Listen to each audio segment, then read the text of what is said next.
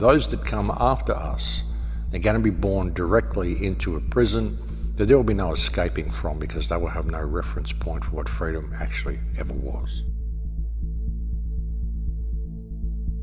I'm going to show you this BBC article and just run through it with you. Have a look at this, it's pretty interesting.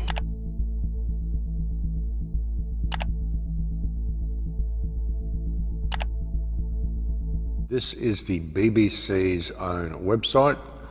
This is what will do to our offices and homes. You know, see, a lot of people are talking about the post-future. There is no post-future, folks. It says here, one day it will subside. It could be eradicated.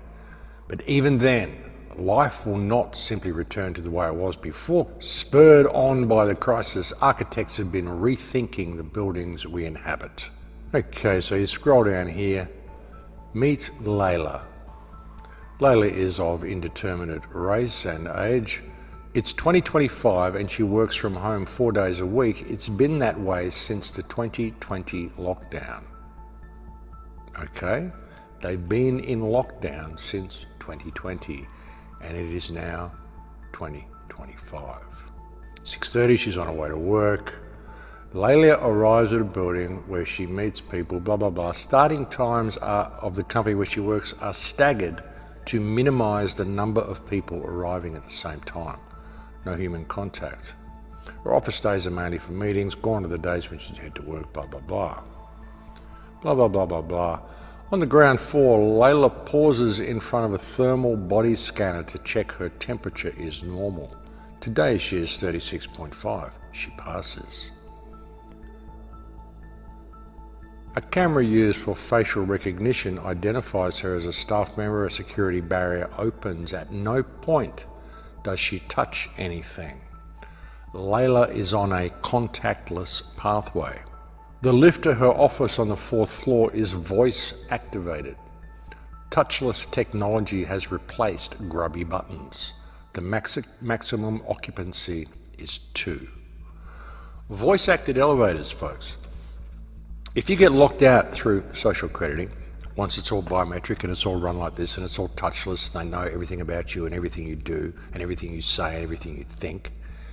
If you get locked out of the system due to being down on social credit points, your elevator won't even work in your building because it will be voice activated and your voice will be recognized by the elevator as one who does not have access. Soon you'll have voice activated doorways. The smart locks they want to put on your home, soon these will not be digital keypads. Soon these will be biometric, they will be voice activated. And if you're down on credit points, they simply won't open for you. On the 4th floor, she walks down the corridor through the door. Both are wider than before to keep staff further apart and reduce the chances of being transmitted. Of course, that's what they say. No, it's just to keep you further apart. At the door, Layla uses a hand sanitizer. She's so used to it now that she doesn't even think about it. Sits down at her desk. Much of the furniture, as well as the walls, panels and facades, is made from antimicrobial material. It's easier to clean and harder for bacteria to stick to. Makes her coffee in the kitchen where the worktops are also antimicrobial. The handles of the drawers and cupboards are made of copper. It's costly, but a naturally microbe repellent material.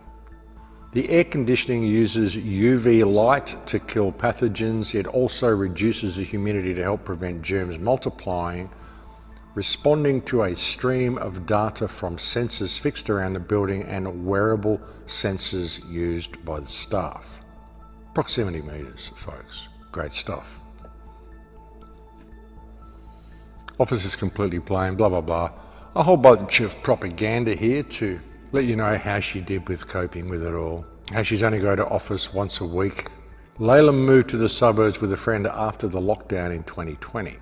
When the lockdown came, she thought working from home would only last a few weeks and that she'd manage with a laptop on the kitchen table. But when weeks turned into months and months turned into years, she knew she would need a home office.